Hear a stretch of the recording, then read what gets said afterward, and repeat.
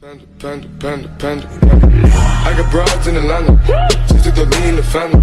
Credit cards and the scammers. Getting no licks in the band. Legacies.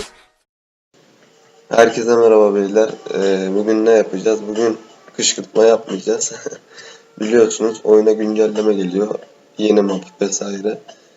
Bildiğim kadarıyla bu yeni Gnoll mapına 270 level üstü giremeyecek. Yani benim görüş açımdan bu biraz saçma. Yani 300 leveller, 280 leveller giremeyecek. Benim açımdan saçma arkadaşlar. Bugün bir saat içinde ne kadar level iksiri katacağız ona bakacağız arkadaşlar. Saat sabahın 5. Aynen. Saat sabahın 5'i. İyi seyirler arkadaşlar. Abone olmayı unutmayın. Bir de iyi kötü düşünceleri yoruma belirtin. İyi seyirler.